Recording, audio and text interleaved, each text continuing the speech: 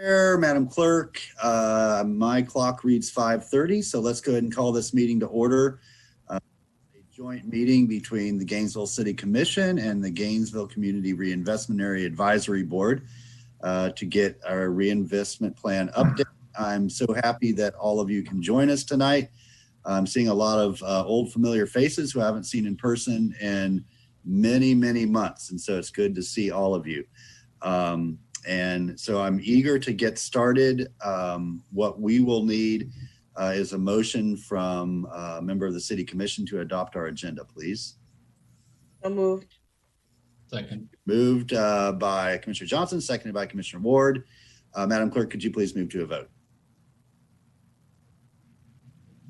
Commissioner Sacco? Aye. Commissioner Johnson? Aye. Commissioner Simmons? Absent. Commissioner Ward? Aye. Commissioner Ariola? I see that he's here and joining the meeting as we speak.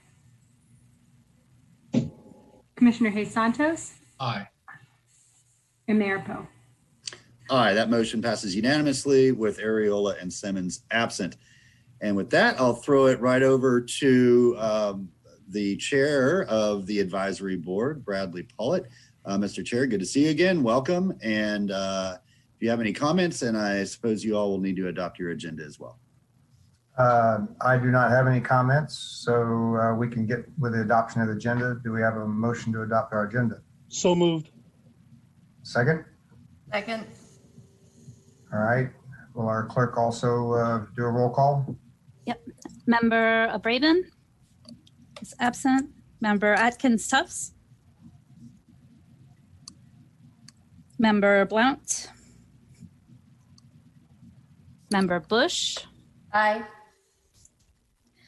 Member Dixon. Aye. Member Fox. Member Grundy Gomez. Aye. Member Idy. Aye. Member Merritt. Aye. Member Mitchell. Member Nielsen. Present. Member Mitchell present. Oh, yep. Member Palmer. Aye. Member Pollitt. Chair Pollitt. Aye. Aye. Okay. Vice Chair Seawright. Aye. And Member Turner Evans is absent. Thank you, Madam Clerk. Mr. Mayor, I'll turn it back over to you. Okay. Again, very excited to be with you all tonight. I know that we would all much rather be doing this in person and face to face. But as we have learned, governance must go on as we see no immediate end to the present circumstances we're under. So it was good to see that y'all started meeting again a couple months ago and started moving some things forward. The commission, as you all know, in reading your backup, just recently completed a pretty exhaustive strategic planning process and clear priorities of the commission definitely presented themselves, and there's a lot of overlap with what you're working on and the goals of the GCRA. So I think tonight is all about finding those intersections and figuring out how we get those moving forward with all deliberate speed. And by the way, Commissioner Simmons, we see you there. Looks like you're comfortably in your chariot. So please be careful, and we know that you'll be joining us in your home soon enough. But just let us know if you want to get in.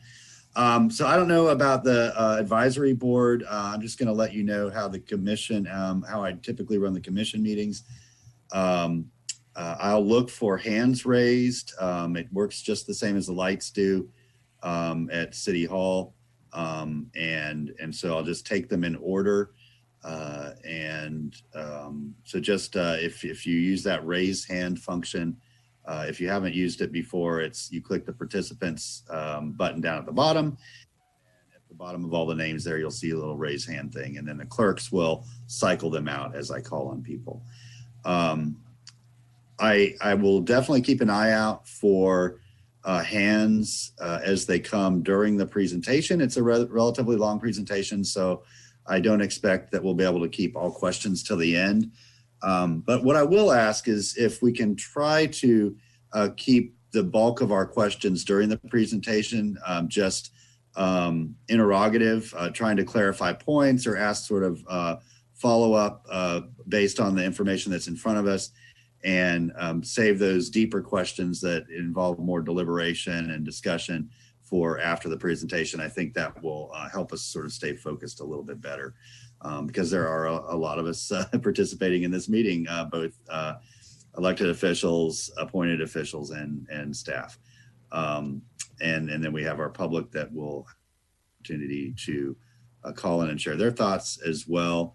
And we'll do that before any motions are taken later this evening. So with that, I will turn it over. First, let me turn it over to the city manager, Mr. Feldman. I don't know if you want to introduce Assistant City Manager Bowie, who is now over this operation. And then, of course, we have Sarah Vidal-Finn, who continues in her role as sort of the supervisor of the GCRA. So, Mr. Feldman, welcome. Thank you, Mayor, Commissioners, members of the advisory board. As you know, we have been working for several months with the transition from the CRA from a body that was created under Chapter 163 to a department that has joint funding between the city and the county. And a lot of effort has gone into those first few months in terms of creating a plan. A lot of community engagement in that process, and ultimately a plan that was adopted by the commission right before everything went sideways with COVID. And then we went into a start to build on the plan process, but didn't have the opportunity to meet with the advisory board for several months into that. So now we're gaining back up to speed, and the purpose of tonight's meeting was to provide the advisory board with a status of each of the projects that was talked about within the plan, and to seek their guidance in terms of next steps so that we can present an action plan to the City Commission. And as indicated at your last meeting, the Commission decided to join this meeting to provide listening and input on this. And we have a subsequent GPC item that is scheduled for the 24th, where we can follow up with the Commission specifically. So Sarah and her staff, as you know, have a presentation that is relatively lengthy because there's a lot, and it's lengthy because there's a lot of work that is ahead of the CRA department as we're moving forward. And so I've asked Sarah to sort of give just a brief history of how we got here, but really to concentrate on the programs that are moving forward so that we can tell you what we're working on, how that ties into the strategic plan, who has the lead, because some of these projects are not all just GCRA related. Some require lots of partnerships, both internal and external to the city. So with that, Deborah, do you want to add anything to that? Thank you, Lee. I mean, you've said it all. I'll just say that we apologize for the lengthy PowerPoint that you see, but Sarah has been practicing, and so and some of the slides she'll be quick because they're just quick updates, and you'll see all the new information. And of course, our team is here if there are questions after the presentation. Thank you. So again, Sarah and her team have put together, I think, a very comprehensive look at where we are. And with that, I'm going to ask Ms. Vidal-Finn to lead off. And I'm going to go off camera so we can give you maximum screen viewing. Yeah. So Ms. Vidal, welcome. It's good to see you again, if just virtually. And so the screen and the attention of all of our elected officials and members is now yours. Okay. Thank you so much. Good evening, everyone. Good evening, Mayor, Commissioners. and members of the GCRA board. I'm hoping everyone can see the presentation. We can. All right. Okay, well, this is our first joint meeting actually with the City Commission and our new GCRA board, and our first virtual joint meeting that I can remember ever. So lots of firsts tonight, but thanks for being here. So the purpose of tonight is to, as Lee said, update you on everything. It is a lengthy presentation, and I will, there are a few things that I will spend more time on than others, but I promise we'll get you out of here and ready for conversation soon enough. So the presentation is divided into 4 sections. First, I'm going to briefly talk about the transition that Lee mentioned from a special district to a city department, and really what's been happening since the last time that we had a presentation like this, which was in February. Secondly, we'll talk about the city's strategic plan and action agenda and how that relates to our consolidated plan and begins to set the priorities, especially for this fiscal year and next fiscal year. Then we'll go into the projects.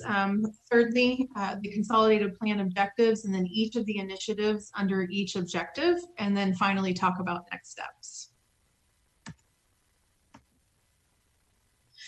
So this has a lot of information in it, but I thought it was worth kind of listing. It's, I don't know about any of you, but spring and summer especially feel a little bit like a blur with COVID and all the changes that we've all endured.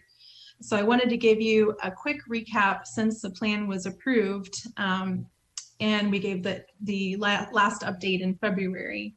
So really in February and March, we're wrapping up our community engagement, which is hard to imagine. Our plan was approved and distributed, and if you remember, the joint city-county meeting was waived in lieu of exchanging information due to COVID. We spent a lot of time transitioning in April and May, learning new tools for working remotely, and for accountability, our team went through training with the clerk's office. Thank you very much. To get us up and running on Zoom meetings. We did miss 2 meetings in April and May, I think, were the 2 months, and got back into our regular meetings in June. And then finally, this is the first time that we participated fully in the city's budget process. So if you remember before, we used to come directly to the CRA board, the City Commission seated as the CRA board for our budget. And now we've fully integrated into the city's process. Lastly, in April and May, one thing that I don't think I put on here, but was significant, was the Gainesville Cares program. So just learning how to draft and stand up a brand new program in response to our needs of our community. And that was exciting to play a big role in. And then finally, in June, July, and August, our strategic planning continued at the city level. And then our advisory board did approve our FY20 amended and FY21 budget. So that was approved by the GCRA board, but still needs to be fully approved through the City Commission, which I believe will be happening later this month. This is our team. This is the new normal for us. I wanted to mention that March 13th is when we started working remotely, and we're now in week 26. I don't think any of us realized, how long it would be at the time. I remember the day that we all kind of went home to work from home, and no one knew what this would look like. But right now we have 8 FTEs. We have an awesome team. We're managing moving the plan forward, and half of us are juggling homeschooling and work, and we're all doing a great job.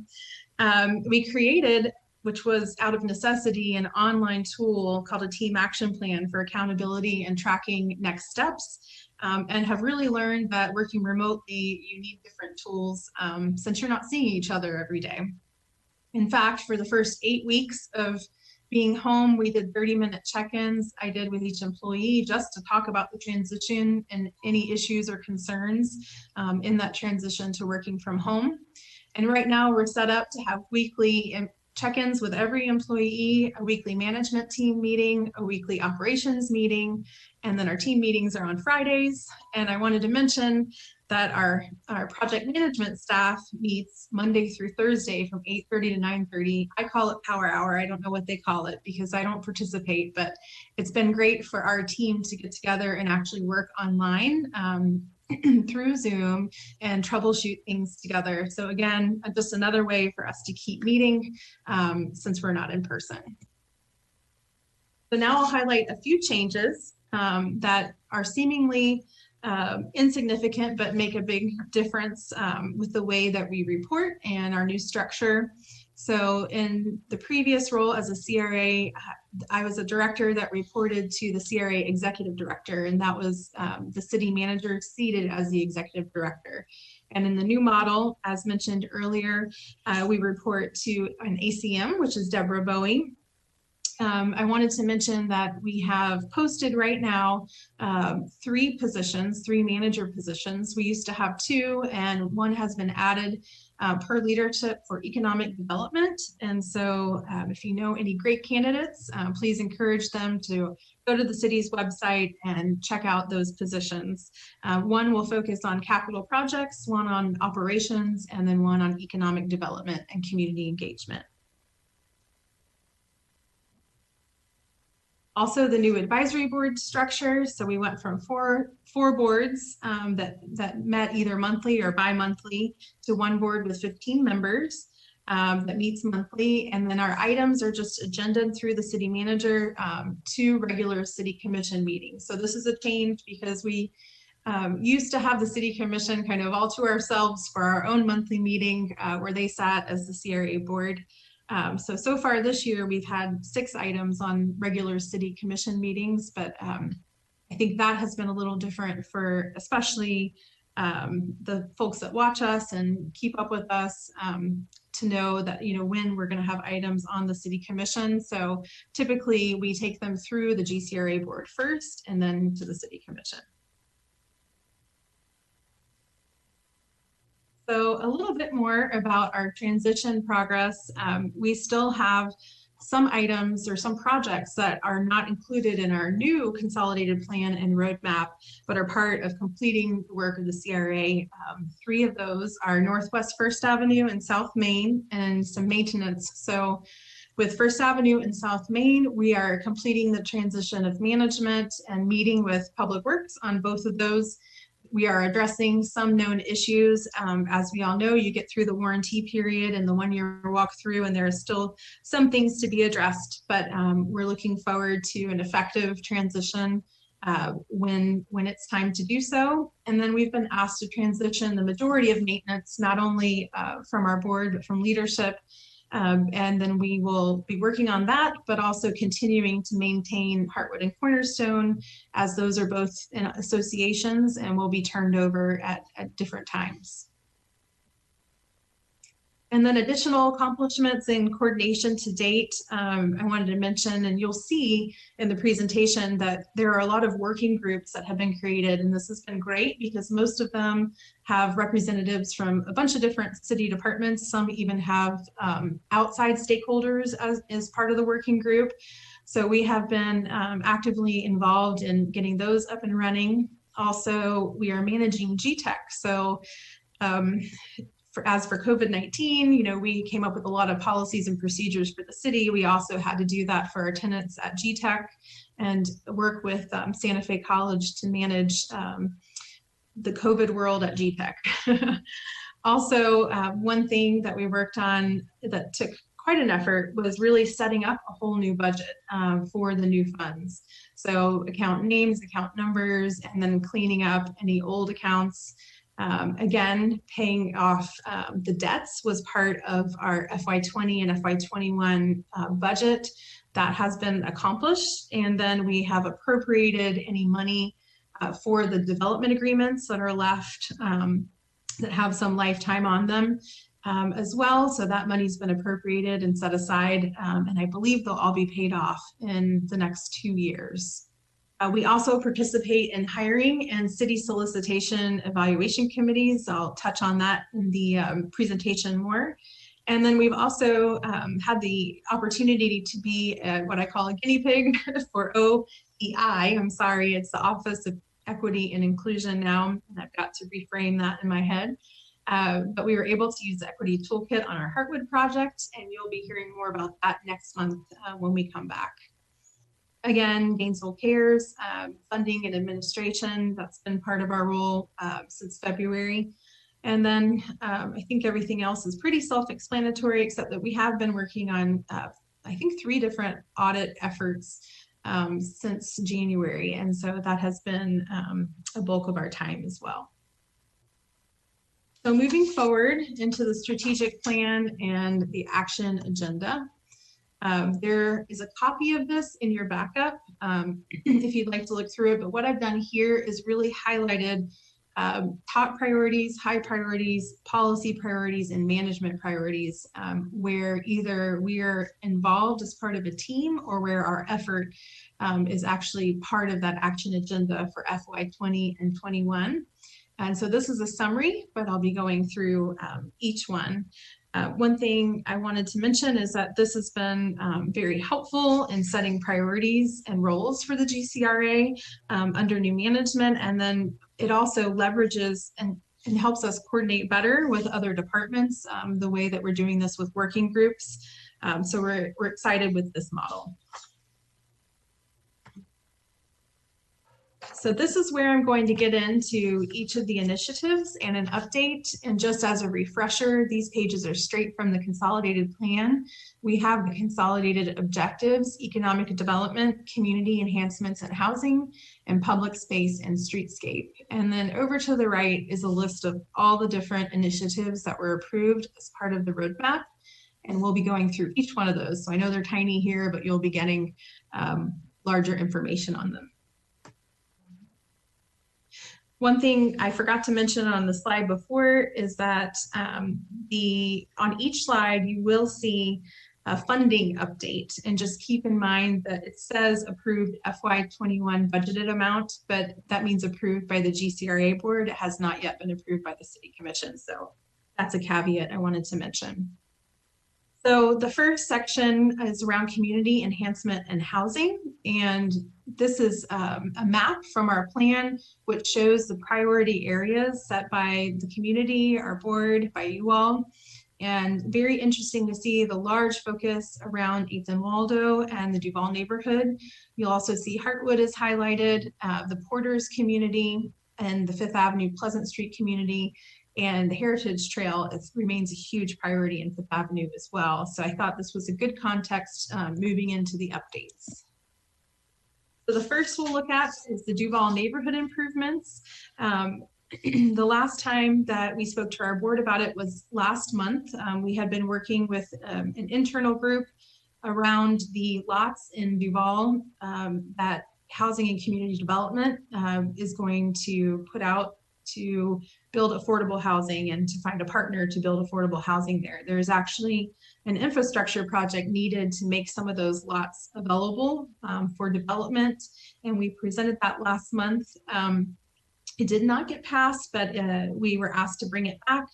And after we had a update like this, where they could really see where the funding was for this and kind of get an overall idea of our priorities for FY20 and 21. So that's one of the things we're working on in the Duval neighborhood, but also we have what's called a need assessments report that we will need to move forward with later this fall. And that is really just looking at infrastructure improvements in the area and how can we identify those with our community and key stakeholders and then create a plan for taking care of some of those improvements. Next is the Heartwood neighborhood. So this has seen a lot of action since February. A few things I wanted to note is that we have a very robust working group around this, and this is a top priority for affordable housing strategy. If you notice in the bottom right-hand corner of the slide, I tried to notate where each one of these initiatives were in the plan, the city's action agenda and strategic plan. So just make note of that. We are the lead in this, and we're also managing the homeowners association. And we're partnering with affordable housing, of course, on the 11 affordable homes. One thing I wanted to mention is that right now we're planning an online informational session. We really had hoped to do this in person, and so we're really brainstorming ways to drive people to this informational session. And then in order to kick off the sales and marketing, we're looking to have an on-site by appointment only weekend, Saturday and Sunday, where folks can actually come and see the model home and learn about the project. So there will be more on this. Next is the Historic Heritage Trail. Again, we're the lead on this. We have a few partners actually on this project. One is a consultant that we're hoping to hire. We've been asked to do an RFP for a consultant who will be a project lead, but will also work on implementing reverse consulting as part of their contract in order to really engage the community around moving this to construction. Also, we're part of the Wild Spaces Public Places project, specifically for the trailhead. As you know, the Historic Heritage Trail will actually begin at the Aquin Jones Museum. So we have a staff member who's working with that group, overseeing the construction, which is going very, very well. Also, 2 partnership opportunities potentially with GRU, with the water tower fencing. Everyone knows the water tower on 5th Avenue. And then potentially with Mount Carmel Church for a comfort station that would be an asset to the trail. Next are Porter's neighborhood improvements. This one is, I'm sorry, lost my place. This one, we are going to need to assign a lead project manager, and next steps for this are not unlike what I talked about earlier with looking at ways that we can improve on infrastructure in the area with the needs assessment. There's a similar effort that was approved also in the plan for the Duval neighborhood that I mentioned earlier with a focus on infrastructure. And that one is fully funded, as you can see, for this fiscal year. So we're getting ready to power up on this one. Next is community partnership grants. So this is, in the past, folks have come to the board and asked, for instance, the Fifth Avenue Arts Festival, you know, would the board consider funding a piece of that festival and being part of it. You can see other areas where we've lent funding to as a grant, but we've never had a program around it. It's been more just come to the board and we have had funding. And so one of our goals is to create a program, not unlike Parks, Rec, and Cultural Affairs. They have a very robust and good process for these types of grants. And so that is on our work plan as well. The next are, we called it Model Block, but Model Block was really a program that was specific to Fifth Avenue. What we're really talking about here is creating affordable housing, and we're a lead on 2 properties, one in Porters and one in Pleasant Street. We have since relaunched the conversation around these 2 potential affordable housing opportunities. We went to the board, I believe, the last 2 months to talk about it and have received a lot of really good feedback from our board. Next steps are re-engaging our consultant and then getting with the neighborhoods on what their priorities are for these 2 properties. And this is part of a top priority in the city's strategic plan for affordable housing. And we're also involved in a working group around this with affordable housing. So this has always been part of the GCRA property acquisitions and options. So the important thing to remember is that this is an ongoing effort and that this funding is available to help us with key projects if there are certain properties that need to be acquired in order to complete the project. The next is the Eastside Food and Mobility Hub. This is a high priority under the Food Desert Elimination Goal and Plan. We have since joined the Food Desert Action Planning Group, and then also been working with another group, including members of the University of Florida IFAS. And then on this one, this is a high priority for us, but we will be looking to the city manager, and he's very involved with this one as well, as far as helping find a location and working with mobility to see about co-locating some sort of Eastside Food and Mobility Hub together. Next is our residential improvement program. So this one, actually, we've completed a revision this spring, and it will be on next month's agenda. We were going to do it this month, but we decided 50 slides was enough for one meeting. So we will be bringing that forward to the board, and then once approved by the board, it will go to the city commission for approval. This is district-wide landscape maintenance. Again, I mentioned it earlier, we've been asked to transition maintenance, but right now we are in the thick of it. We did complete bids and contracts for our district-wide maintenance recently, and we are the lead on this for now, but we'll be transitioning different properties that we manage over to the respective departments in the coming year. So next is a focus on economic development. And this is a really important section of our plan, and it also plays into some of the other capital projects. This is also where we have been authorized to hire a new manager to help lead these initiatives. And again, we hope to have that person on board by year end. I'll stay on this slide for a second just to show where the priority economic development areas are that came out of our planning. You can see Duval neighborhood again, Waldo Road and 8th Avenue is a big area, especially around the University Avenue intersection as well. Cornerstone, there's a lot of opportunity there, the Power District and the Innovation District.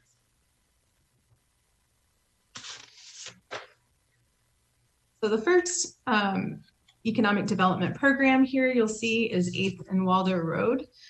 The working group has been formed and we have funding budgeted. This is a high priority and part of what we've been expected to deliver as part of the city's strategic plan, which is the Gainesville East Incentivized Development Plan. We are not the lead here. The city manager is bravely taking the lead on this one, and we are a funding partner at this point with some potential land acquisition. Former fire station is the next one on our list. This is on South Main Street, and there is a RFP in progress. And I'm sorry to interrupt, but there is a hand up. It might be on that last slide. Oh, so, sure. If we could go back and recognize Member Grundy Gomez. Thank you, Mr. Mayor. Ms. Vidal, you just brought up the issue of on 8th and Waldo. You said there's a working group. Can you please expand on that? You said, and can you expand on that, please? I can expand. So, Mr. Grundy Gomez, this is a working group of internal staff that we've put together because there are various departments that are all going to be involved in this project. And so I've asked for a group of that various team leaders, whether it's Parks and Recreation, that administers the Wild Spaces Public Places piece, the GCRA, Transportation and Mobility, I believe Public Works. So I want to make sure that everybody within the city infrastructure knows what's going on with this project and could have their either their funding or their program input as we're going along. Ultimately on this project, I think the logical next step is we need to actually develop a plan more than what you see on the screen. And so my next step in this process is to retain the services of a master planner for this project that will engage our community partners, our neighbors, the local business community, the transportation network, and all to basically put a plan together that we can bring back to the advisory board and to the commission, so that we all know ultimately what's going to go on 8th and Waldo. Right now, there's a lot of great ideas out there, but there's no convalescing of the ideas around a specific plan. So Thank you, Mr. Manager. we got to get there. Thank you, Mr. Manager. All right, that's all. Thank you, Mr. Mayor. Thank you, Ms. Vidal. Back to you. Okay, thank you so much. So former fire station number 1, the RFP is in progress. The lead on this is CAPER, and I'll tell you what that means. It's Capital Asset Planning and Economic Resilience. I'm pretty sure I got that right, but a new city department led by Eric Bredfeld with Sarit Sela, who you may remember from the CRA as the architect, and Kara Bracken, who's the land rights coordinator. And so we are a funding partner in this effort and will continue to stay engaged in the RFP. Next is the former RTS site development. Again, here, CAPER is the lead on this, and we are a funding partner. I understand next steps for this are an appraisal and environmental study. And this is, again, the former RTS site adjacent to Depot Park on the south. Next is the Innovation District. So here we have actually just completed, not us, but I believe it's concept companies, the Southwest 9th Street extension. So if you've driven by recently, the City Commission had approved a development agreement with them for them to continue the work that was done along Southwest 9th Street onto their property, similar to the development agreement that was approved on the other end, on the south side with Trimark Properties and their project. So if you have a chance to go by and look and really walk it from the south to the north, it's looking really beautiful. And so we are the lead on that. And that is also a management priority as part of the strategic plan. Power district redevelopment, again, another huge priority, not only for us, but the city's strategic plan. And here we have completed a solicitation for a real estate broker. We are going to start meeting with them next week to talk about taking over the role of the power district as the lead for that project, and along with the CAPER department. I really like saying CAPER, by the way. Next is the University and Waldo Mixed Use Development. And this is really about the Job Training and Career Development Center. A working group has been formed here. Again, the lead is the CAPER department, and we are a partner in this. Are very vested in this idea of the Job Training and Career Development Center. And this is under the policy section of the strategic plan. Next is the commercial facade grant program, which has been really successful, but this is one that we have also revised over the past couple months. And the idea is to make it easier to use, but also to focus the program for a while on key areas that are shown in the consolidated plan. We have no money encumbered right now or unencumbered right now for funding, but we have money coming in October to roll out the new commercial facade grant program. And this will be coming back to the GCRA board in October. And then of course to the City Commission for final approval after they've approved it. Next is the Cornerstone campus. Here we have it listed with a commercial realtor. Actually the campus and the development of the campus is a huge priority for us and for the policy and management areas of the strategic plan. We are the lead along with the real estate broker, and we've had actually an uptick in interest and are pursuing 2 different potential development partners that are interested in lots at Cornerstone. So there will be more information forthcoming as those become realized or we have letters of intent. And then we're continuing to actively manage the condominium association on this project as well. Next are economic development finance programs. So this one, we have a lot of ideas for proposed program development that came out of our planning process, and then also through the work that's been done through the strategic plan. As you can see, there is a high priority on this in the strategic plan in a few different ways. I can say that in the time that we spent engaging with the community, the two things that we heard the most were how do we incentivize food-related businesses, and how do we support and provide programs for small businesses. And so that is definitely our focus in this area. It's also where we have, where we're hiring, again, a new manager to help manage and roll out these programs. And we've also been asked to look at Takachali and a reuse plan for that as part of this. Next is the downtown master plan. Again, the lead is the Caper department. And we are right now a funding partner, as is the University of Florida. The RFP has been completed, and I believe it's on your agenda for this Thursday, the award for that. And so we're really excited to get this effort up and running, to meet the consultants and roll out a timeline and a plan for engaging the community around our downtown. And this is going to be a very, very exciting opportunity. Next is GTech management.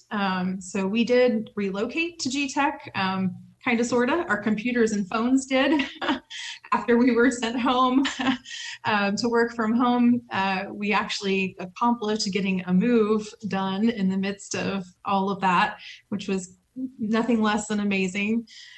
We are also beginning a GTech repositioning analysis. If you remember our relationship with Santa Fe, we meet with them bi-weekly and have been working through tenant and lease management with the building. The repositioning will be interesting.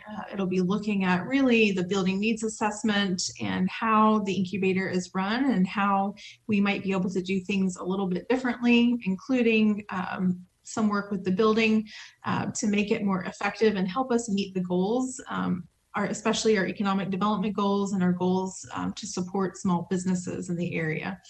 So this is going to be a very exciting conversation that will get more around probably later this year and into early next year. And lastly is public space and streetscape. And you can see all the circles along University Avenue. That is a main concern as far as our public space and streetscape. And then you'll see the hook that goes northeast around Waldo Road and University and Waldo Road and 8th Avenue. So these continue to be areas where folks really want us to look at how we might not only improve in the right of way, but offer programs along the corridor to really help that corridor grow and change, but also become safer. All of these initiatives fit within the city's Vision Zero. That's something that I feel like we were able to implement well on South Main. But as we look at each one of these corridors, there are opportunities to work with mobility, who I believe is the lead on the Vision Zero action plan. And this, again, remains a high priority. The big thing with all of these projects is that they are FDOT managed roadways. And so I think it's going to take us working with our city partners, having really good conversations around what's possible on some of these corridors. And then there are others that are within the city's control where it's a little bit different. So we remain the lead on these so far, and we'll begin refining the scope with our city partners. Southwest 2nd Avenue and Southwest 4th Avenue are both in our College Park district. I know I went kind of fast, but if you can see, we have the same amount budgeted for both to begin moving those forward with our not only city partners, but we have other community partners with these corridor improvement projects. University Avenue corridor, I know that one focus that the city manager wants to have is the businesses and the right-of-way along University Avenue, specifically between 13th Street and 6th Street. And so again, all these streetscape projects need to kind of be kicked off at once, and we'll be meeting with our city partners and then bringing that information back to the board to further refine the scope and figure out what we can get accomplished on these corridors. Again, Waldo and Williston corridor improvements, and one that was added at the end was the Southeast Hawthorne Road corridor improvement. And if you remember, many, many years ago, we did some work on this corridor. And if you look in that picture, you can kind of see we were looking for lighter, quicker, cheaper ways to make that intersection a little bit more pedestrian friendly. And so we have some really good work that we can pick up and dust off and see about moving forward there. So next steps. So I think one thing we've struggled with, and maybe it's COVID or maybe it's the change in the meetings, but really keeping people in the loop has been more difficult. And so we have 3 different solutions that we're working on. Number 1 is called Perform GNV. And so this is part of the strategic plan rollout. And so we will be giving updates as part of the city's effort to keep the commission and the community updated on all the work that's in the strategic plan. And so you can kind of see a tentative schedule of how we'll be working towards our first update to general policy in November on the 12th. On the bottom left, I wanted to just kind of, it's a random picture of a dashboard, but we've been working with the city auditor on a tool. It may be a dashboard, it may not, but we're trying to look for ways where we can give snapshots in real time of funding and progress on each project. The open data portal is good in that you can look through transactions, but there's no way to really tell per project kind of how much money has been spent, how much is left, and where we are, towards completion. And so that's one thing we've been working with a bunch of different departments on internally. And then finally, we've been asked to perhaps do a quarterly newsletter where we give a really robust update of all these different initiatives. And that's something I think would be helpful not only for everyone on this call, but for the community members as well. So that is also something that we're looking to implement this fall and winter as our first newsletter. Wow, that went faster than I thought. It was a lot of information and I need a glass of water, but I really appreciate your attention. I hope this was really beneficial for all of you to receive this update, and we are available if you have any questions. And with that, I will turn it back over to the mayor. Thank you so much. Ms. Vidal, and if you wouldn't mind taking down your screen, that would help me tremendously.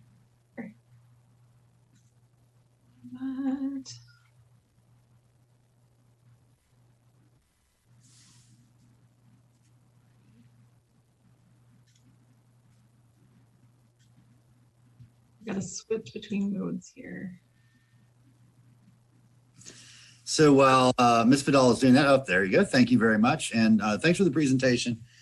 I think hopefully for the advisory board members, you've been able to spend a little time looking through the city's adopted strategic plan. I can't imagine that you have the time to sit through and watch and participate in all of those hours of meetings we had. If you did, I'm both grateful and question your sanity. But it was a very important, almost week altogether that we spent in trying to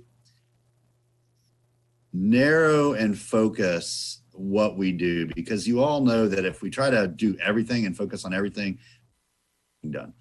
And so we really wanted to identify those few most important areas where we can throw most of our weight behind and really see some tangible progress. And you, those are, I mean, affordable housing there, East Gainesville economic development, the 8th and Waldo corridor was important. And so, you know, I think it's really crucial for us to look at where those intersections are between what the GRC is charged with and what they are doing, and then what the larger sort of goals are for our community. And in cases, those overlap with one another. So we're hearing from y'all, any thoughts you have, anything you want to make sure that the commission considers as we move forward, or things that maybe weren't included in the presentation for us to know. And then, as the city manager said, we have this, we have a follow-up discussion scheduled for our meeting next Thursday, and it's thinking tonight will probably be more of a discussion and more informational, and then next Thursday the commission can decide what specific to give to staff to move forward. Although I wouldn't preclude any action from being taken tonight if that's, you know, the way the winds are blowing. So with that, I will recognize Commissioner Ariola first. Thank you, Mr. Mayor, and thank you for the presentation. I appreciated the detail. You know, having been so long since we've had an opportunity to review this information, it was really, really valued to know where we are with some of our not just goals for this year, but how we're setting ourselves up for some of the more longer term projects, which are going to require, you know, not just sort of ideation right now, but how we're going to sort of set up our funding for the next few years. So I want to be as brief as I can. I just want to sort of voice my support for some of the projects, particularly, you know, continuing with our funding for the Vocational Job Training Center. I think that this can be a catalyst for economic development. Once we complete our study, which, you know, with that $25,000 is going to be able to allow professionals from the Center for Arts and Technology to be able to sort of begin to sort of give us an outlay for what is needed, because I don't want us to duplicate what's already in the community right now. I want us to create something original and something that would really be a benefit for it would be a complement for existing industry and existing private interest here in the city of Gainesville. So I'm very happy to see that going forward. And that's going to, you know, once we figure out more of what the total cost of that project is going to be, then we can get an idea for financing in fiscal year 21 and so forth and so on. For the East Side economic development projects, I really want this commission to be ready to give authorization for project lists. And I understand that, you know, the working group is going to be sort of putting together, you know, where we are, what is our capacity, what are the needs. But I want this commission to be ready to ask for that project list, but at the same time, you know, we rely on the professional recommendations from the staff, what we're ready to get into. Because for me, I look at it this way: there's going to be projects that we can begin to invest in 2, 3, 4, and 5 years, and then there's projects that may require that period of planning and may not be able to be funded for completion until after 5 years. And I want this commission to begin to set those priorities, regardless of who comes on the commission after us. I want us to be able to set some of those things in motion, because I think that is the reason why this commission went with the direction to create this sort of new and improved GCRA. I did have one question that I wanted to ask regarding the financing, because if I recall in our last joint meeting, which was in person, or rather not joint meeting, but our last meeting to talk about sort of the project list and the roadmap.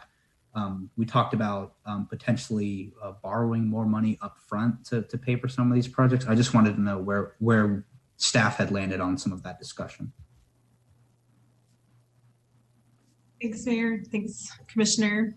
I think that what you probably saw is that a lot of these efforts need to be fleshed out more, and we need to determine if there's a need to do that. And so even though we're in year one and it feels like we're in a race, we only have 9 years left, I do believe that some of these efforts, as they get more fleshed out, the city manager will help us determine the need, if that's something that we need to move forward with or not. Okay, very well. That answers my question.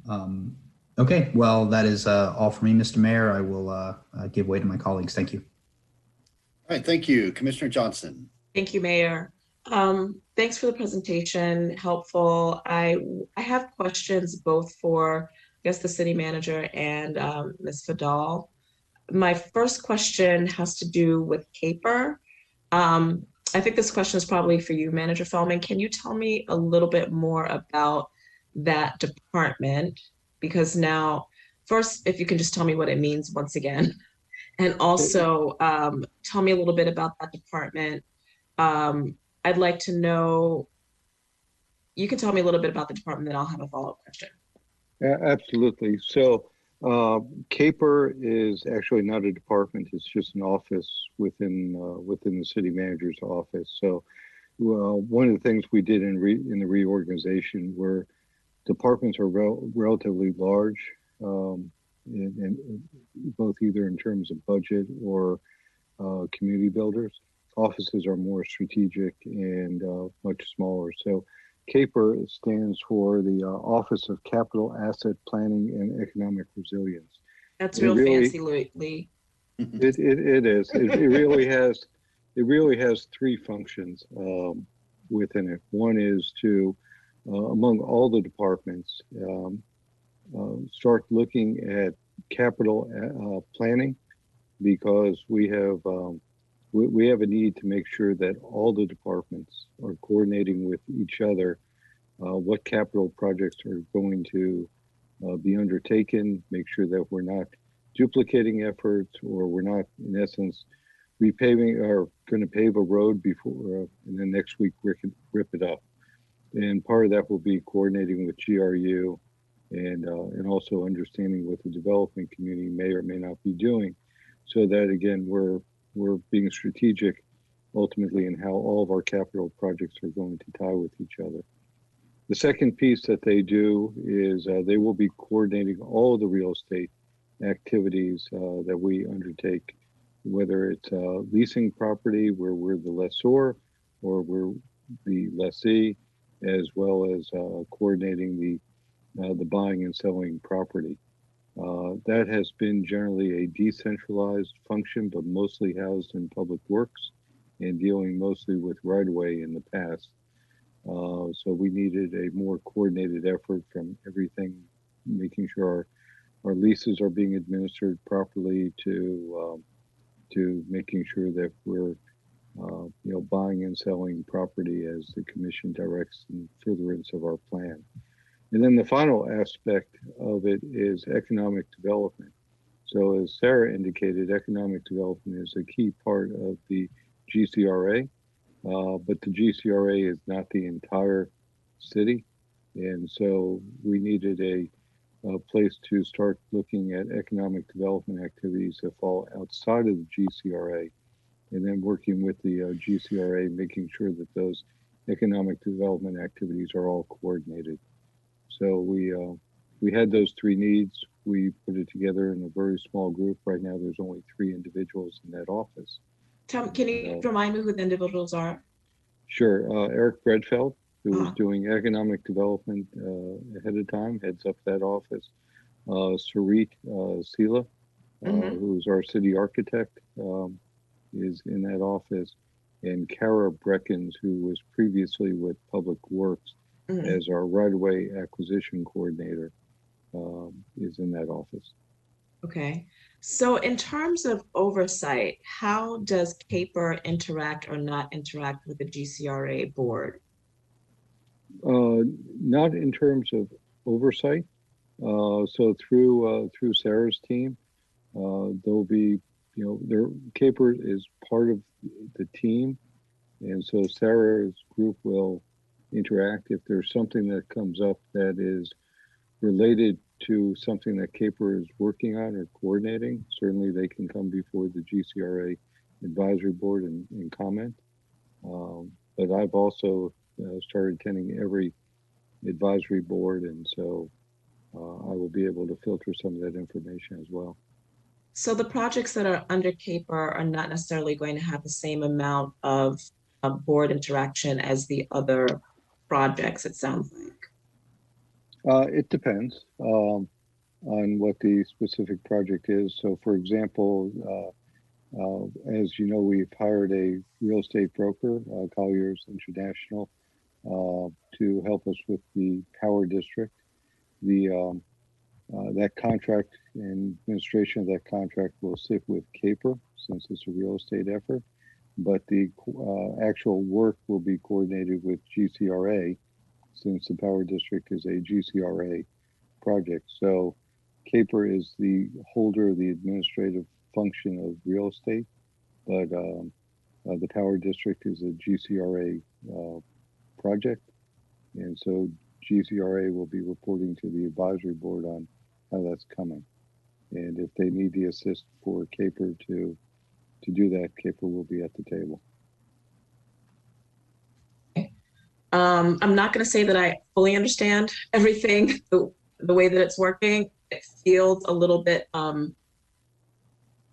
certainly different. So it's something that I maybe need to talk to you on the side. Overall, though, I'd say that my concern would be that these projects are receiving the same amount of scrutiny, public scrutiny, as everything else that we've done in the past.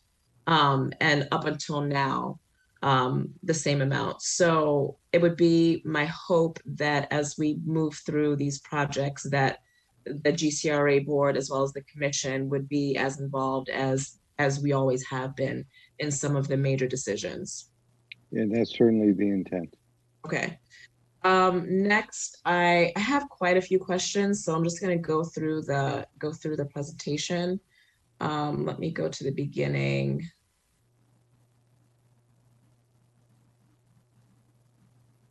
I'll start with I think it was the Heritage Trail. So let me find that slide.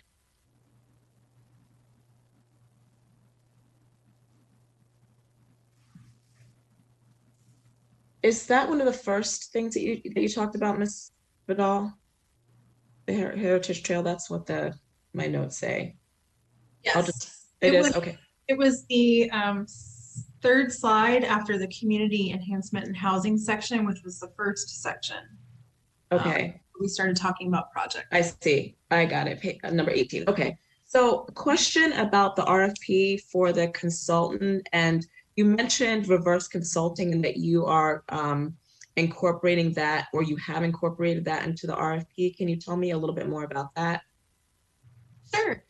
So that was a request of the city manager, and we felt like it was a good thing to ask the consultant to include that. We are right now reviewing the solicitation, but basically as part of the contract, we would not be hiring citizens directly. It would be the consultant working with the community to hire community members to work on the project. So I understand there have been some issues around trying to do reverse consulting, like where we contract directly. So this is a way to kind of do it successfully, through a consultant. And the city manager is very interested in getting a consultant who has done other heritage trails.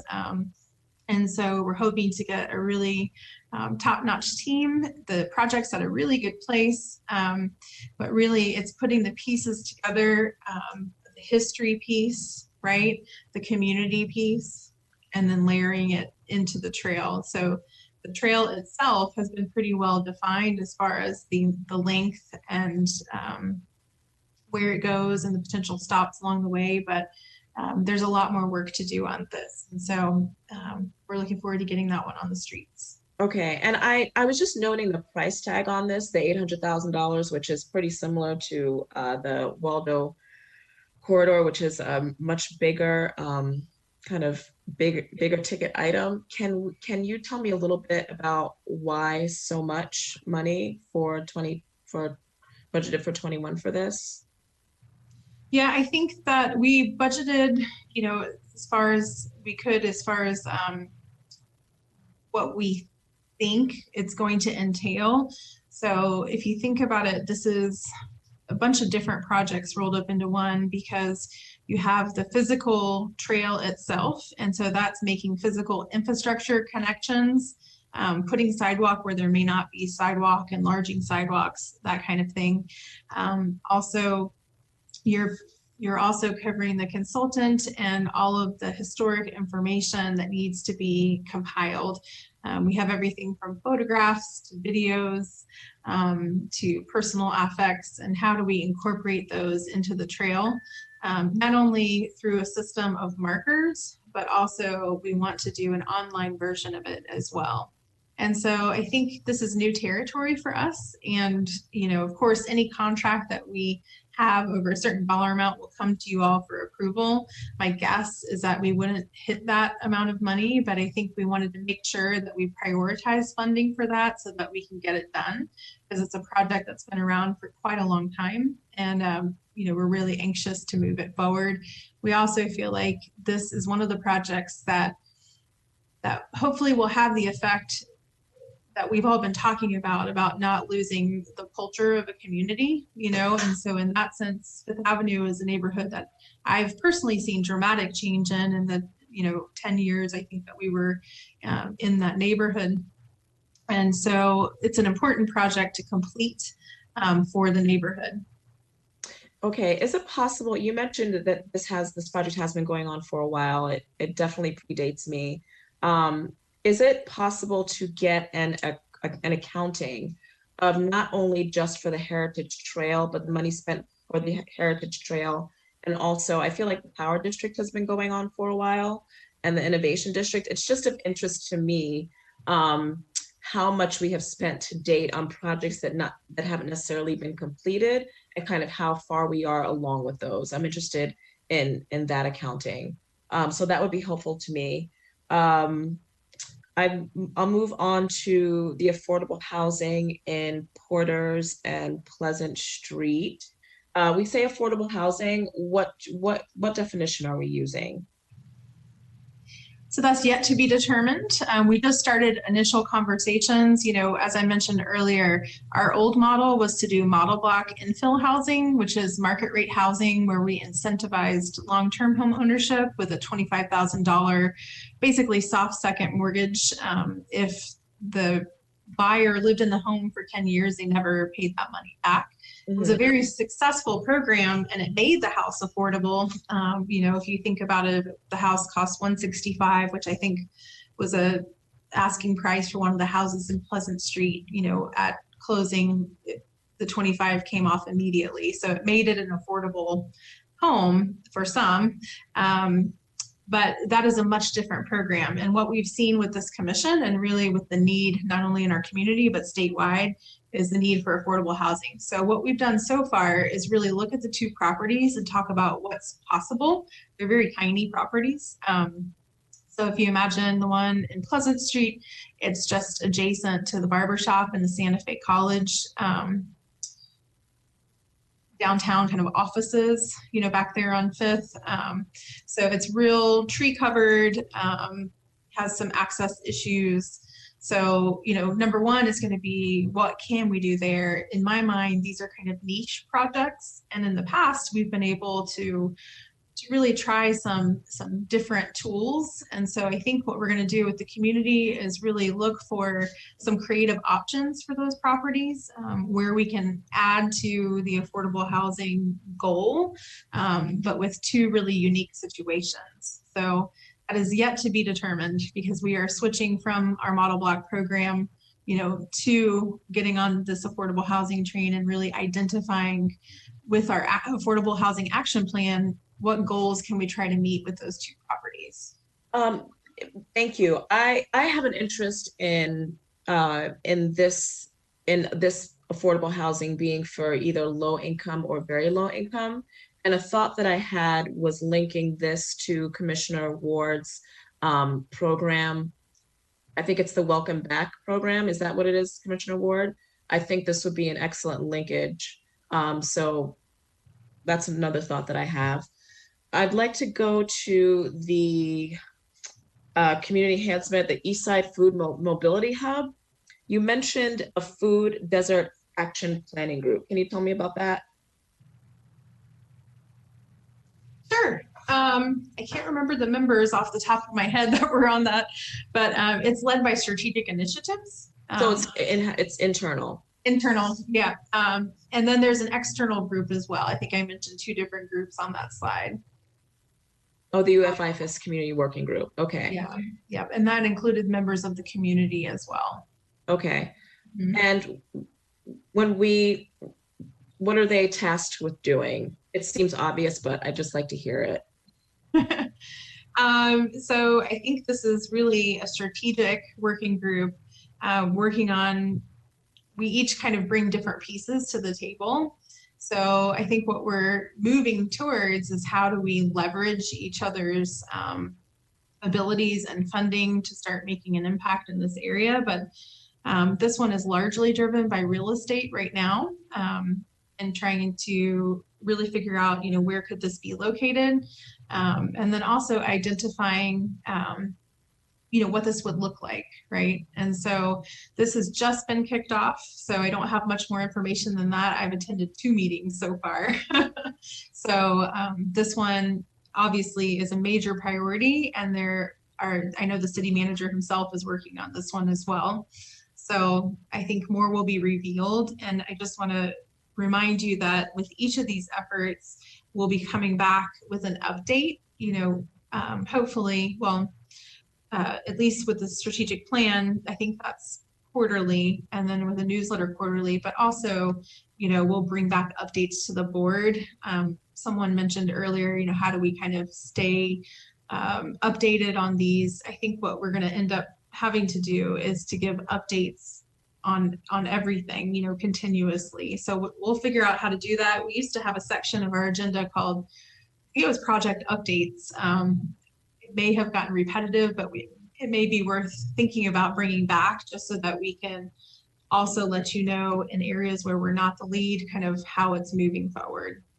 Okay. I would say about this that it would be important to have people that have been talking about this in the community for a while and have an interest in seeing this happen, that are part of either the action planning group or the UFIFS community working group. I'm hoping that it's not just kind of a think tank of people that are thinking about this academically, but people that are actually affected by this. So I'd like to offer that. If I can just add to that. Mm-hmm. So as Sarah indicated, this is an effort that is being led through our Office of Strategic Initiatives, Carissa Raskin specifically, and there is a external working group that has been in place for several years. That includes groups such as Working Food and the other identified community stakeholders. So to the extent that there may be stakeholders out there that you think we may have missed, please let me know so we can reach out to them and make sure that they're included in that effort. Sounds good. I will absolutely do that. I'll ask for I'll just have a conversation on the side about what's going on with the with Fire Station, because I know that the RFP went out for that. I'm wondering how many groups. Yeah, we are in a cone of silence on that one. Oh, okay. Understood. Next is what I have in my notes at least is the community events. I think $15,000 was set aside for that. Just overall, that feels like a low number. And I know that we aren't doing in-person events, but it feels like compared to the overall budget that we have and the community needs that we have, that could be a little bit higher than $15,000. Especially all of the different community groups that we have listed there and people that and events that we've done in the past and groups that we've worked with in the past. It feels low.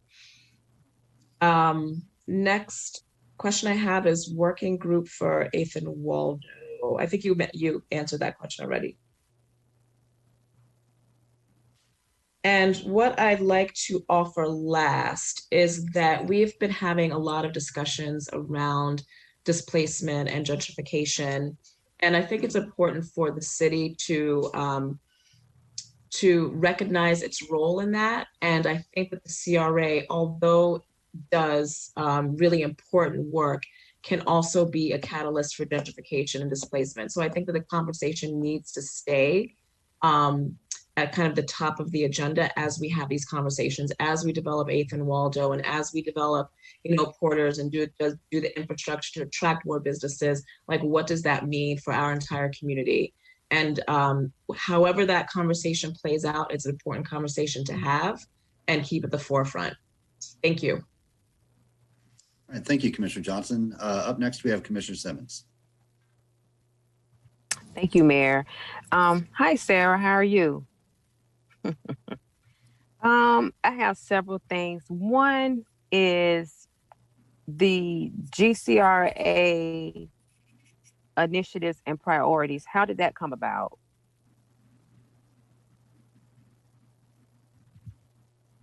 Are you referring to the objectives in the plan? It was a slide that you pulled up and it listed your priorities and your initiatives. It was GCRA initiatives and priorities on one of your slides. It was early on. And it listed like this. I don't think it was that slide. It was prior to that one. And I think it listed like economic development. It just had a list of priorities, but it was listed under, and maybe that was just a subheading, GCRA. Maybe that's just was a part of the, I don't know if that was something the board came up with or just maybe part of the presentation. Maybe I read it wrong. Yeah, so I can see two slides, I think. Number one would be the approved action agenda and GCRA initiatives. So that was a list of how our initiatives are in the city's action agenda and strategic plan. And that included a list of priorities and then our projects. I think that was it. Yeah, so what I was attempting to do with that slide, although maybe it was confusing, was show you out of the top priorities, the high priorities, the policy and management priorities that the commission voted on, which ones we are part of. Can you put that slide up again real quick? Oh no. So is that something you are a part of and currently working towards, or just a list of these are the priorities and we pretty much agree to what the commissioner priorities are, and throughout this course we're going to be working on some of the same initiatives and priorities? Is that the gist of it?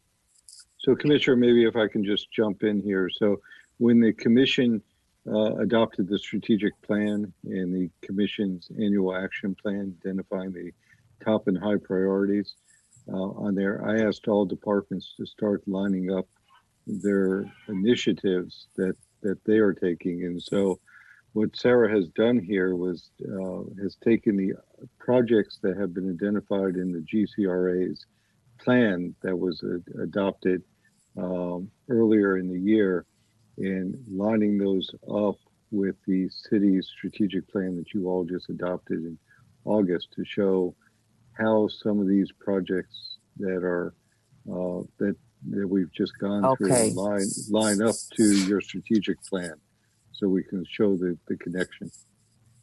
Okay. And if I may, Commissioner Simmons, also the action agenda sets deliverables for FY20 and 21. Okay. And the action agenda is what the commission adopted as part of the strategic plan.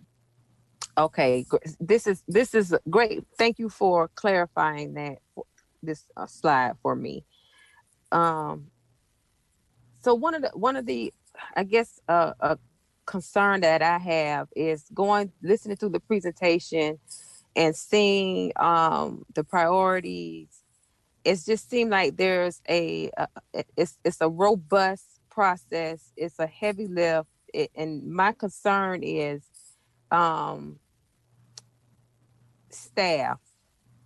Do we have the staff to do the things that we're doing?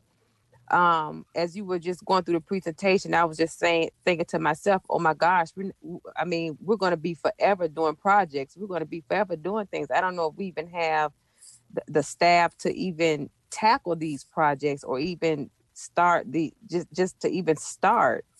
And so, that's one of my concerns, and Lee, is, where are we for staff, and how are we going to be efficient with what we're trying to do? Because the sense that I'm having, not just as a city commissioner, but as a resident and as a citizen of Gainesville that live in the CRA district, to me, it seems as though that little to no process or progress is being made. And although we're transitioning, we're trying to go on, we're one department now, and we're in a transition phase, and that's almost over. Then COVID hit, and that slowed down the progress. And I'm looking at where we are now, and it's a lot of work to be done, and I'm just not seeing results in a timely manner, or even in a way. And maybe it's just me. Maybe I'm just anxious or overly anxious, and just think that, let's go out and do it. Let's get it done. And that's not the case. So I'm concerned about the staff. I'm concerned about this capers department that you have. So the capers department doesn't necessarily deal with the CRA unless the CRA is a funding source, or is the capers department throughout the whole city, whatever, if it's something in District 5 or 4 or 3 or 2, and is need economic development, where the capers folks initiate that conversation and deal with those real estate ventures as well? Or is the capers department only for this GCRA district? And just give me some more information about it. I just think like we're just understaffed, and we're not, and I think there's a disconnect. So just help me understand this. So let me hit a couple of the points that you made. So with regard to the overall GCRA staffing, we're not completely staffed up now. We have 3 key positions that we're in the recruiting process for. Right. But I have told Sarah the other day that if she needs additional staff, because this is a special revenue fund, I do not have an issue with going back and increasing the staff of GCRA to handle the projects, because there is a lot of work that is ahead on there. And we can tackle some of that through partnerships with other city departments, but there's still a lot of work, as you just saw, that's out there. And everybody right now in the city is taxed as we're, straining to do things like, remote working and dealing with family issues and the whole, COVID pandemic, and our staff is not immune to that, and certainly recognize it. And I'm anxious too. I mean, patience is not a virtue that I possess, and but I'm also very conscious of the pressures that we put on the existing staff to deliver that project. CAPER is not there to replace, but is there to assist, as other departments are with the GCRA efforts. But their scope is really outside of the GCRA. So for example, the discussions that we've been having regarding corridor improvements and planning around the airport, which is outside of the GCRA, that falls under CAPER, and that's why Eric Redfeld has been part of those discussions as we've been, going on there. And so CAPER has a citywide focus. CAPER will assist in coordinating the capital efforts that GCRA undertakes with the capital efforts other departments are undertaking, and make sure that we have a consistent plan, moving forward, and that we also have a reporting structure back to the commission on how all of our capital projects are doing jointly instead of just piecemeal here and there. So I've got some large plans for that small office to undertake. But the first effort right now is coordination of all the real estate efforts, and still continuing with the citywide economic development efforts. So in addition to the 3 managers that the CRA can hire or they desperately need, they would also, I'm assuming, can get help in other areas to help them with these projects as well. And I also have to say too, the lack of diversity with the staff, I think that needs to be addressed as we start moving forward with some of these projects. I just think we really need to get to a place where the staff reflects the communities that we're working with, and we're going into having these conversations. As we looked at too, Lee, you were talking about a working group with 8th and Waldo that consists of internal staff. At any point in time, will you extend or expand that working group to external? Yes. Absolutely. So my thought is once we retain a master planner, a lot like we're doing with the downtown, one of the key functions will be to create a community steering group, or steering committee, to help steer those efforts of that planning. And that would be the process that I would undertake with 8th and Waldo as well, so that the community, our neighbors, are actively engaged in the whole planning effort, both at the management of it as well as the input. And also, what I would like to see moving forward, my fellow commissioners, is we start putting time frames on various things. I think when I say time frames, updates, we need updates all the time, because we only have 9 years left, and 9 years is going to go by so fast. And what I'm afraid of is we're going to be caught on the back of our heels. The rate that we're moving, with how many consultants do we have working on various projects? I know we have a consultant coming into the GTEC. We have a consultant for the Heritage Trail. Are there any other consultants that we need to know about? We will have a consultant for the downtown master plan on there. Sarah, what else?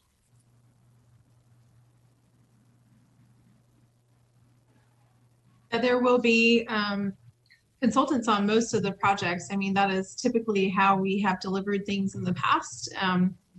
We have a fairly robust continuing services contracts for architects and engineers that have a lot of local firms on them, and typically for planning and helping kickstart some of these, we will utilize those contracts moving forward. So there's. I'm sorry, go ahead.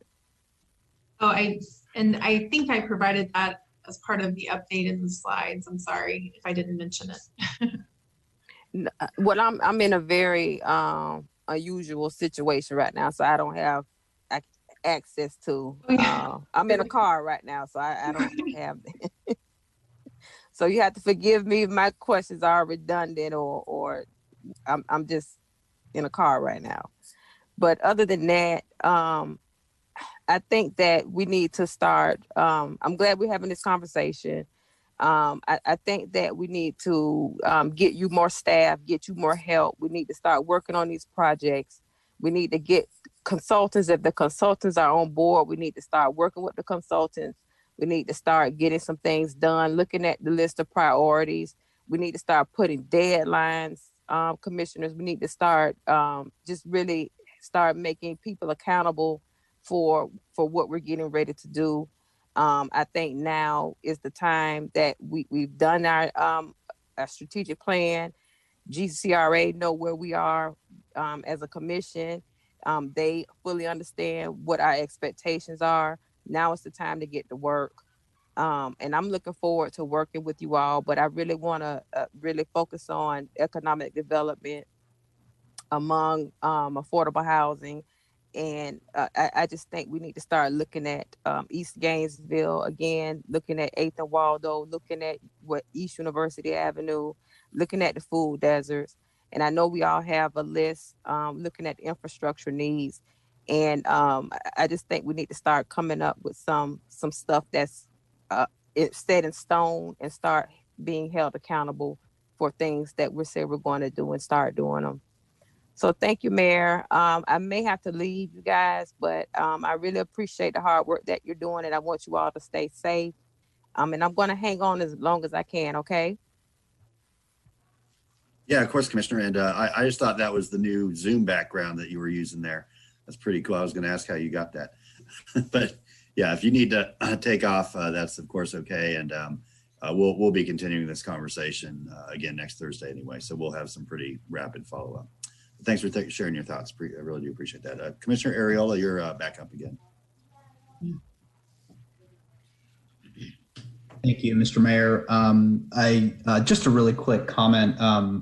Listening to my colleagues talk about the CAPER department, I had some questions, but I appreciate the manager's answers because it's pretty clear to me that the commission needs to have a policy level discussion regarding this new department. It sounds to me as though there's a lot of moving parts, a lot of points of interest where policy decisions are going to need to be made. And I want to make sure that the city commission has its say on what those policies are going to be. Just as a point of governance, commissioners, because it is a brand new mechanism for this government, and I have a lot of confidence in our staff and in the members of our staff, but just hearing some of the policy points and decision points and expenditure points. There's a lot there that now this is not the forum for that discussion, but at a future city commission meeting, I'd like us to have a discussion about drafting policy for that department because it sounds like there's a lot there that we need to begin to outline if it's going to be successful, which I have no doubt that we will be. But it sounds like there's some policy points there that just haven't been brought up yet. But again, that's a deeper conversation for another meeting. So Mr. Mayor, if we could put that on a future city commission agenda, I'd really appreciate it. Okay, thank you. Commissioner Ward, you're up next. Thank you, Mr. Mayor. First, I just want to take just a moment and thank staff from particularly the GCRA staff and Assistant City Manager Bowie and the manager and the advisory board for all the hard work that's gone into this to this point. There's a whole lot more to do as we get specific about these. This is a broad look at what could happen as we move into what's actually happening and we start approving projects. That, of course, is where the rubber meets the road. And tonight, I was just kind of thinking of this as us sort of peeking into the advisory board's look at what's planned. And we'll have a lot more opportunity to delve into detail next Thursday when we have that previously planned discussion regarding CRA. But there's some really good ideas out there.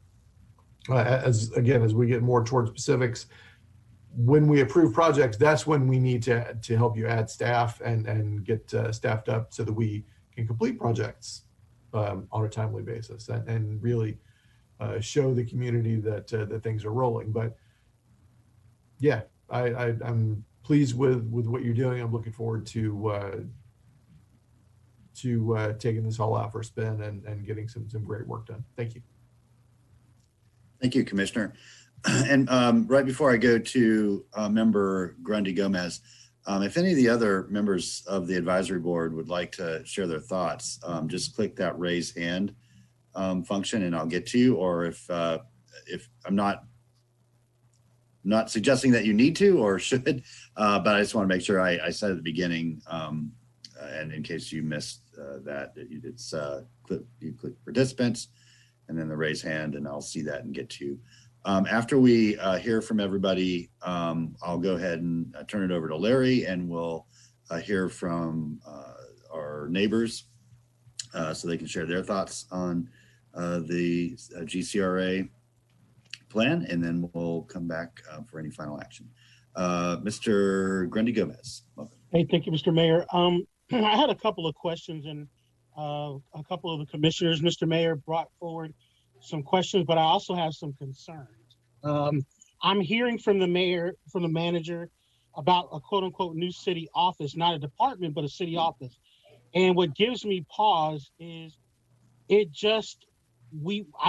look back at the agreement that was signed in 2019 with the reorganization and the agreement the city has with the county, which predates the manager, which predates some members of the city commission. But I'm concerned about CAPER. He said it was capital asset planning and economic resilience, which, like Commissioner Johnson, that's a lot of nice words, very enriching words. But I think I don't want to question motive, because I think the manager, from what I can see, is doing the best what he has, and it's always the right of the manager to reorganize how he or she sees fit. I guess for me, what I don't want to do, the policy comes from you as the city commission. The city commission sets policy, sets direction, but it also has to align with the very agreement that we signed. We signed, and if we look at the agreement that was dated in 2019 for the reorganization of the CRA into the GCRA, it talks about and defines what blight is. It talks about and defines what not only the economic blight is, but what is going to be defined as what the job and goal of this entity is designed to do. And to me, I don't want the advisory board nor to just be like a rubber stamp or a cursory objective where it comes to us, where we're saying, okay, well, for example, we have a road, and this is a hypothetical. We have a road that we want to get approved for $250,000 over in East Gainesville. It's not going to necessarily be under the purview of the CRA. We're just coming to you to say, hey, we want you to get a look at it. If it sounds like a great idea, you vote it up or down, and then we bring it to you as the active CRA body or the CRA, the city commission, and then we go from there. I don't want this to be looked at as a piggy bank or money grab. And my concern is for the manager and to the members of the city commission is this. Number one is we look at what we're designed to do. When this reorganization happened, Mr. Mayor, let me remind all of us, let me remind you all what the discussion was and the promises were to the community. I remember Commissioner Ward saying it, Mr. Mayor. I remember many commissioners talking about, hey, we're going to have this reorganization because we're seeing things that have happened when it comes to issues of equity. And we always talk about equity, equity, equity, equity. Okay, fine. But when we're looking at things, just look at this presentation that we just had. First of all, and Sarah, thank you for the wonderful job that you did, as well as staff did on this. But let's just look at it. When the rubber meets the road, when we're talking about equity, if you look at areas in Innovation Square and even the Power District, and then you traverse that and have a correlation with that of the level of investment and goals and objectives when it comes to the eastern part of our city, there is a night and day difference. It's a tale of two cities, the haves and have-nots. We give our best when it comes to Innovation Square, the Power District, our best when it comes to Western Gainesville, and we give the scraps when it comes to the city. Our objectives are not there. We're not giving our best. And I appreciate that we're going after the low-hanging fruit, and we're talking about top priorities, high priorities, and community enhancements. But the reorganization of this entity as the GCRA was designed to talk about bringing and addressing economic blight. And I guess my question is, if we're simply going to have another department or another level of bureaucracy for which we have to go to which Mr. Bredfeld is not on this call tonight, Miss Sela is not on this call tonight, and we're not talking to them. There's no dialogue that we really had with them. This was brought to our attention back in early January, but there's been no transparency there. And so for me, it just begs to question and hearken, I guess, to the manager, what is the direction that we're going to be looking at? Because right now it seems like I look at this entire backup and it's everywhere, but really addressing economic blight. Of course, we're addressing affordable housing. We're addressing a lot of things, but the elephant in the room, the big thing that we need to address in economic development, it's not giving our best. And we look at that in the slides. Let's look at the pictures. The pictures are what they are themselves. We are giving our best and cherry picking to certain parts of our city, and to the rest of it, we don't give our best. And I think, to me, and I want to say to the commissioners, this is where the frustration with the community and all of us are members of this community. All of us that have lived here long enough know what we're trying to address. Historically, as a country, we are having a discussion now as a country about addressing inequities, especially when it comes to African Americans, particularly within this country. And in this community, we've had roads that haven't been touched in 40 and 50 years, but the level of economic development is just not there. The level of wanting to push for investment is just not there. Look at Innovation Square. And then we get close, but then it's always the rug gets pulled from under us. So my question, Mr. Mayor, is twofold. One, I want to have more of a discussion, and I would like to hear from Mr. Bredfeld, since he's over this office, about CAPER, because it just seems like another level of bureaucracy, number one. Number two, we talked about a working internal group. I want to peel back the onion back on that move. Mr. Manager, you talked about it's an internal group with Mr. Bredfeld and Mr. Sela. I submit to you all this. When there has been members of this community who have a vested interest in wanting to see economic development, with specifically to 8th and Waldo, we had to have this conversation. And Mr. Manager, you and I have had this conversation. There's not been where we don't want to have move forward. It's been where we would have this and some members of staff, it would go dark and there would be no more communication. And so that's been frustrating. And so that just seems part of the level of trust that happens or doesn't happen amongst sometimes staff and members of the community. I know that firsthand because I've been a part of those discussions. And that is very frustrating because when we come to the table of goodwill, and then we have our other community partners, and some of them are developers and own land to the extent of 10, 12 acres that can contribute to this. It doesn't present goodwill, folks.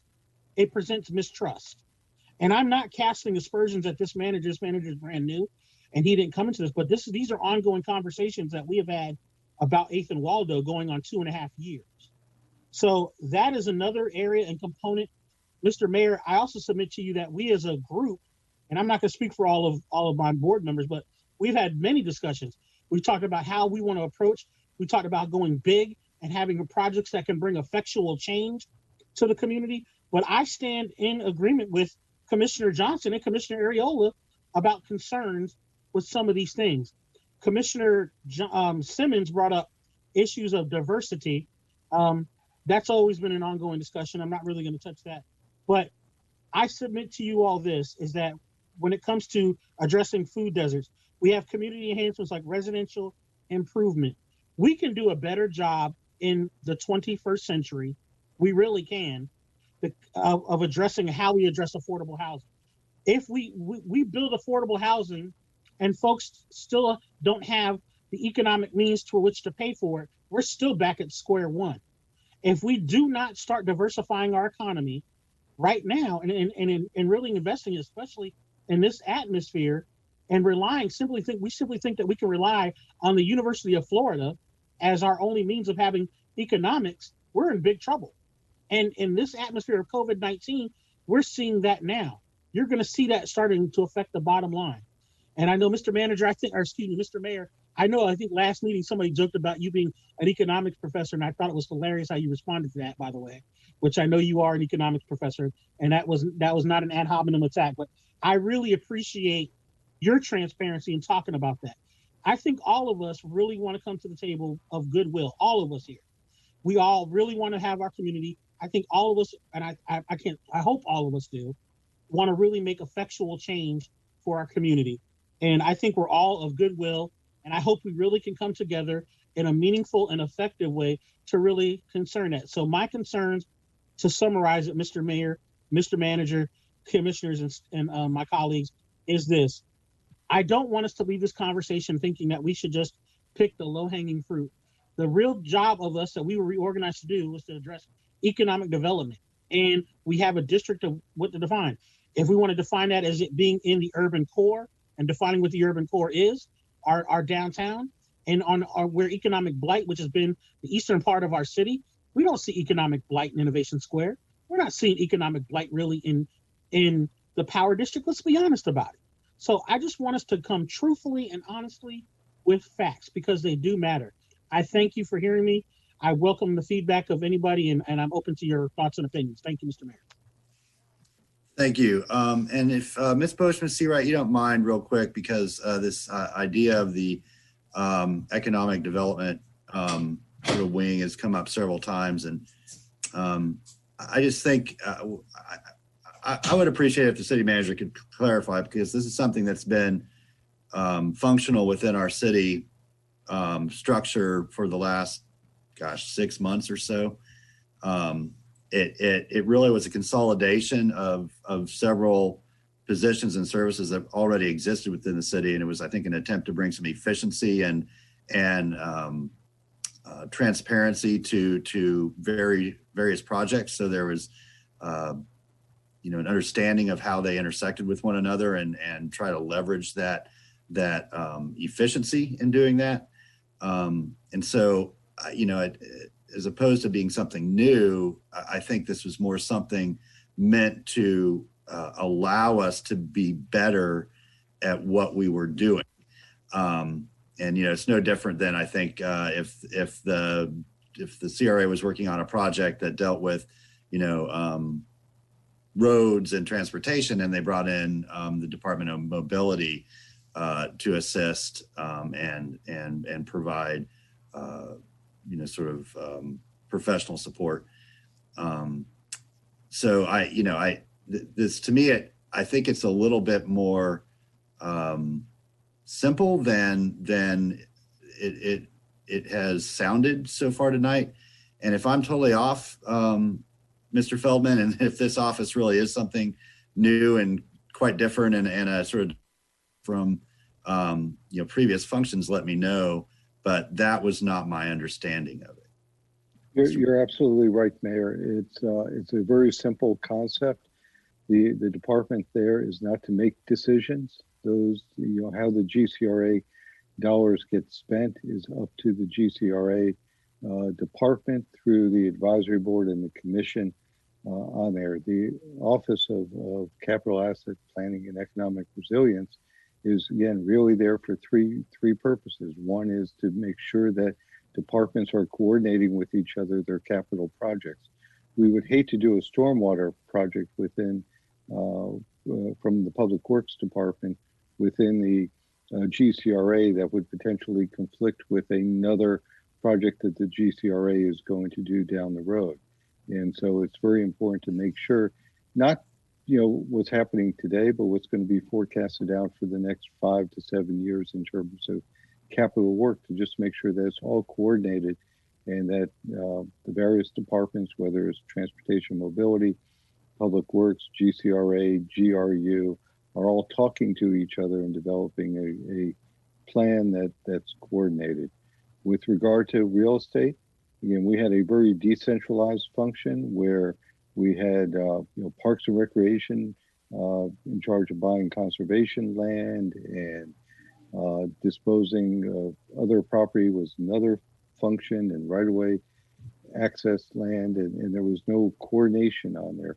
We were, candidly, even on the properties that we were leasing, we were charging different rents based upon just what different departments thought was the right amount. And so we need to just make sure that we're coordinated and that we're doing things professionally and in a centralized fashion. So CAPER is not an organization within the city that is subversive or, you know, is out there to do anything other than to be and assist as any other internal department would be to the activities of the operating departments like GCRA. With regard to 8th and Waldo, if I can just address it, I think Mr. Grundy Gomez is right. There's been a lot of talk and start on there. Part of this was that nobody actually owned the project. I have now decided that I need to own the project, and I will be responsible for moving it forward and coordinating on there. And we will need to have external participation, as I indicated before, but we've got to get to the point where we can have that external conversation with our stakeholders as we do on other plans at the right time. So we've got to get the pieces in place so we can start having that conversation. All right, thank you. And really anybody that wants to follow up, the city manager I know would be happy to have a conversation with you about you know, whether it's CAPER or any other, how any other city department would help support the mission of the GCRA. I think those are important questions to ask. All right, Ms. Bush. Hello, good evening.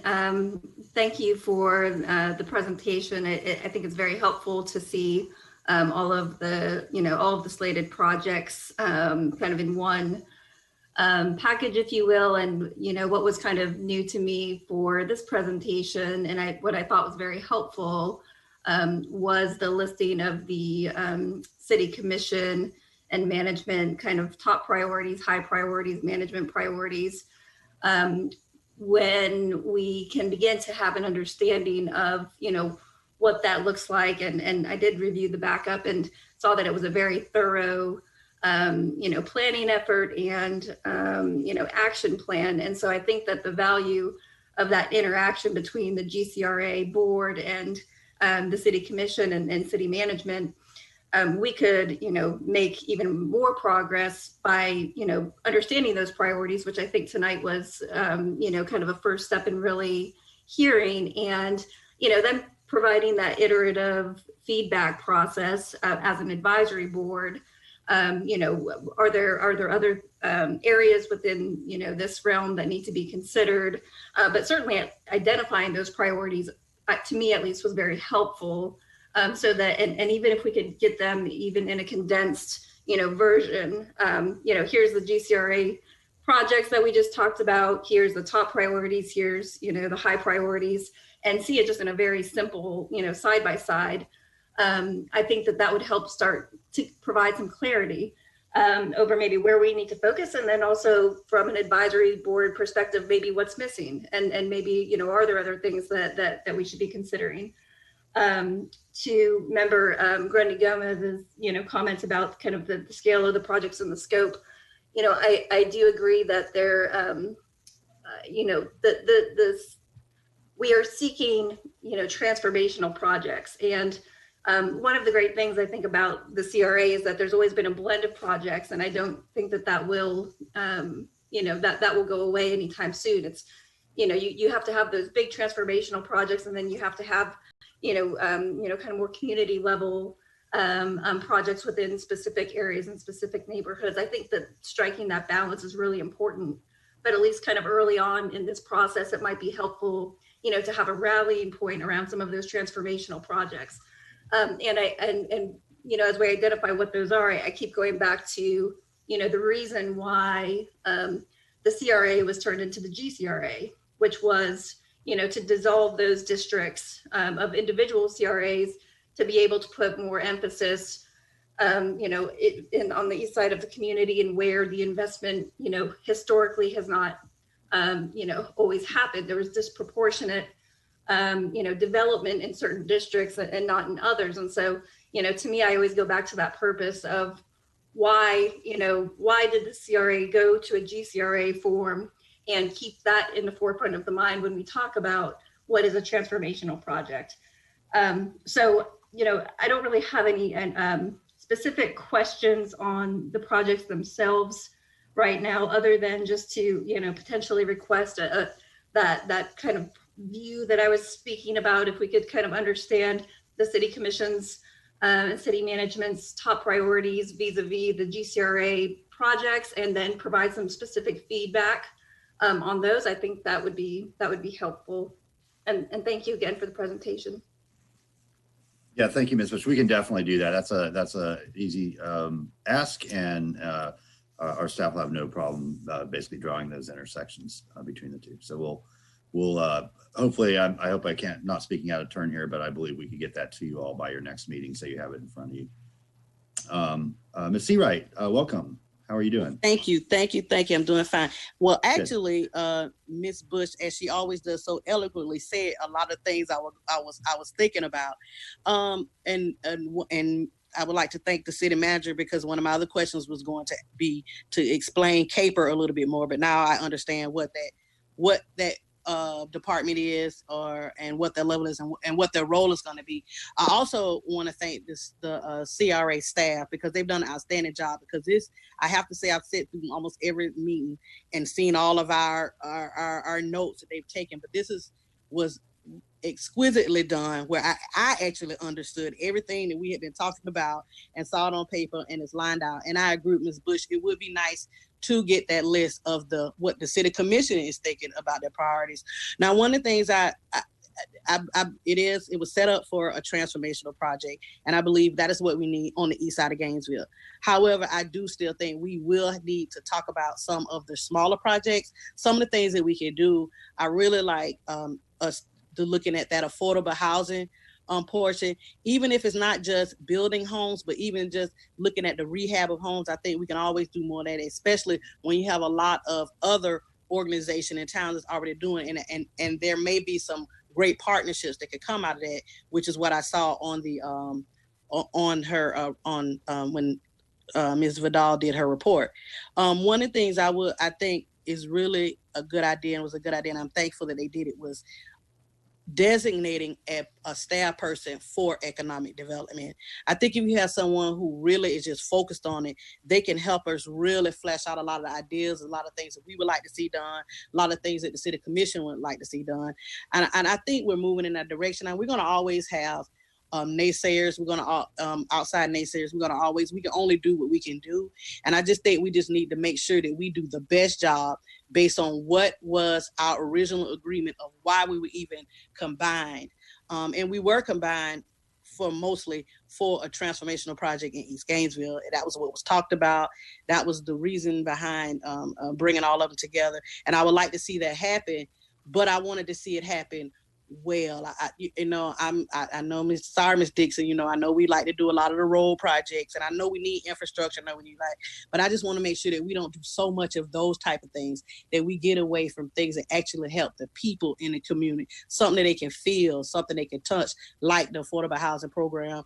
Some of the economic development programs, I'm sure, is going to come out of this. And that's all I really wanted to say. I think we're doing a good job. I think we're going we're moving in the right direction. It may seem like we're not moving fast enough, but I don't think we want to move too fast that we don't get it right. So that's just the comments I wanted to make. Thank you, Ms. Seawright. And I appreciate your sort of years of experience and wisdom that go into that as well. Yeah, and so first I want to just start by thanking the advisory board. You came into your positions with incredibly high expectations. I know that the commission was leaning heavily on you to work with our staff and really bring forward a plan that embodied all of those desires that I think all of the members who have spoken tonight laid out.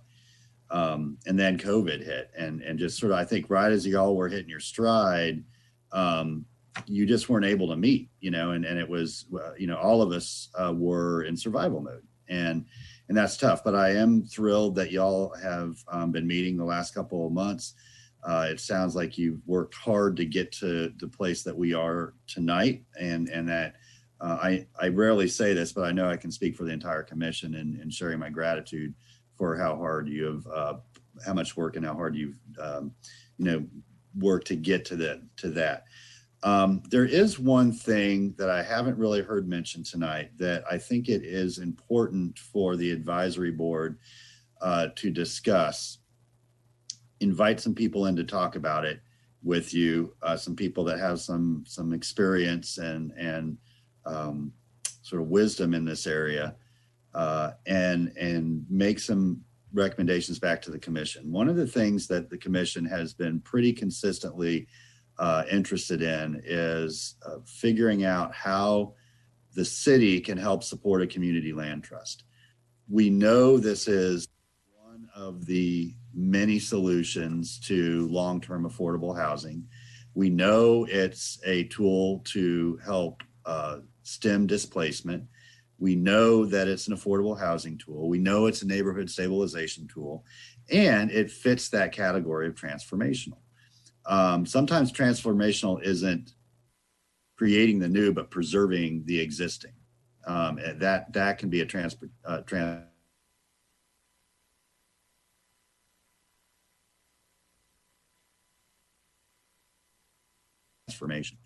So I think would be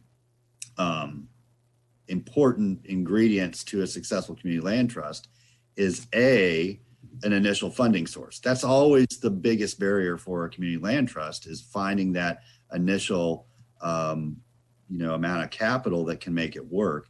And then the second, knowledge of the community. The GCRA is going to know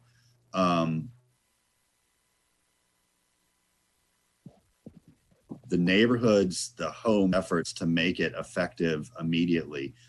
And, I think the benefit of doing that is then other private CLTs are not on the bleeding edge of it. And they can come in and look at the model and raise private capital to make it successful, in areas potentially outside the GCRA boundaries.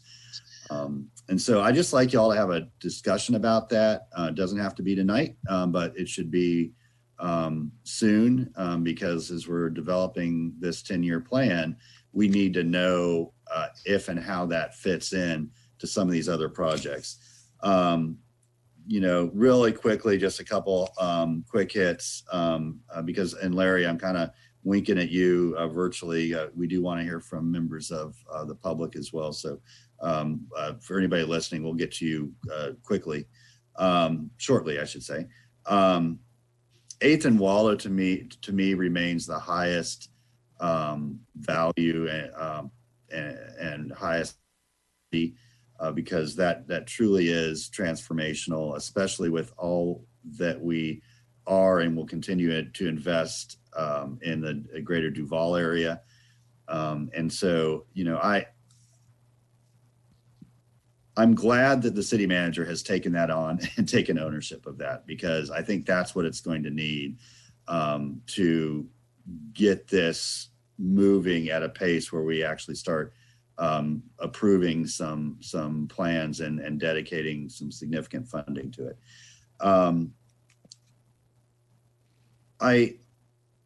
I'm interested in the universe. So some of these projects are unique and completely sort of unto themselves. And some of them are what we know how to do. And it's just that we've identified that there's more areas where we need to do that. And so, the University Avenue up through Wallow Road corridor projects are an example of that. We know what good public space is. We know that it's not there now. And, so it's not that we have to reinvent the wheel there. It's more about just dedicating the funding and getting it in the capital plan. On the other hand, something the commission has repeatedly been supportive of, and I think the longer we wait, the harder it's going to be to do effectively, is the 4th Avenue corridor, because that is a real connector all the way through past Williston Road up to the university.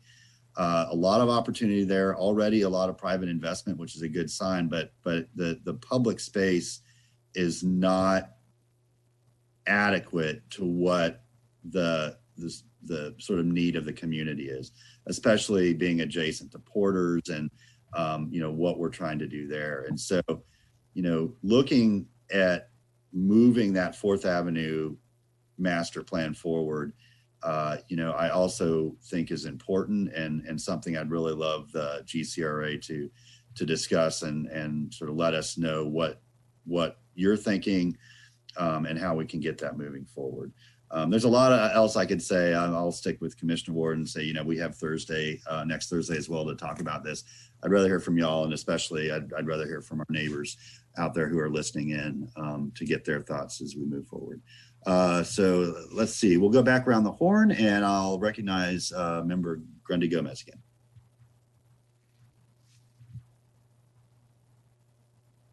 You're on mute. Thank you, Mr. Mayor. Sorry about that. Oops. Can you all hear me now? Yes. Okay, Mr. Mayor, the one thing I wanted to harken back on, and I would like to get some feedback on from staff and maybe the manager is, can we get some more tangential projects as far as when it comes to 8th and Waldo and the Hawthorne Road corridor? Because I know we talked about things that we want to focus on, but I'd like to get from the manager what he sees as far as a timeline, as far as it coming back to us to where we can start pulling these out. Because like you acknowledged earlier, Mr. Mayor, we were getting a stride, and then we had a worldwide pandemic happen, which kind of just put everything in flux. So is there a way for the manager to get back with us? Or maybe if nobody else is interested, I'm definitely interested in the 8th and Waldo Hawthorne Road corridor and far beyond just the mobility hub, because I don't want to, we have city departments to address the issues when it comes to affordable housing. We have many areas to address that, but we're not really hearing from that in a meaningful and effective way, the things that we can actually do on the scale of Innovation Square when it comes to economic development. And if the manager has any of those plans, if he could reach out to me afterwards or later on, I'm fine with that. I just want to see where we can start really going within the next 6 to 8 months. And if that's doable, if he feels, because that's something I know that myself, Member Dixon, Member Bush, and a few others have talked about, because we wanted to go far out just beyond of food mobility hubs, raised gardens, building more parks. We want to have things that people can touch, see, and feel. And people touch a paycheck. People go to grocery stores and buy food. People feel those things, and as well as a house. But it's a holistic approach and not just a one-shot approach. I mean, I know it seems to be the flavor of the month to talk about affordable housing. The other thing I wanted to ask, the question I think, Mr. Mayor, I think it was Commissioner Johnson asked about how do we define it. I can't remember it was, and so I'm sorry if I put words in people's mouth. The question was asked about how do we define what affordable housing is. And I guess I want to ask the manager, we're approaching this issue of affordable housing on this side of town when it comes to Hartwood or East Gainesville. You go to Western Gainesville, you don't hear any conversations about affordable housing. And I know we're big on equity. Wouldn't equity say, when we're talking about approaching equity and issues of equity, affordable housing should be for all parts of the city and not just one segment of it, should it not be? And I know that's somewhat of a rhetorical question, but it harkens back to where our values are and how we are approaching things. So, Mr. Manager, or somebody who can take that up, or even one of the commissioners, are we talking about affordable housing in West Gainesville too? Because pockets of poverty happen in West Gainesville too. That has been the general goal of the commission, is to have attainable housing evenly distributed geographically throughout the city. Thank you, Mr. Mayor. Absolutely. Okay, and we'll get a follow up on. I think the manager's point on 8th and Waldo is the next step is to get the master planner in that will help us start meeting with our neighbors around the community, the advisory board, the commissioners to start putting some meat on the bone for that plan. And so we'll get an update from him on once that person has been hired. Ms. Vidal, if you can maybe share that information once they've been procured and are under contract, we can meet. And I think that's where we really hear the starting gun go off for that. Yeah. So we'll do that. Thank you, Mr. Grundy Gomez. Okay, Ms. Seawright, back to you, and then we'll turn to members of our public. Larry. Just real quick, I want to talk very briefly, Mr. Mayor, on I have some comments about the community land trust. And one of the things that I want to point out is, first of all, I am a big proponent of the community land trust now. And I say now because I went to 3 different meetings about the community land trust here locally.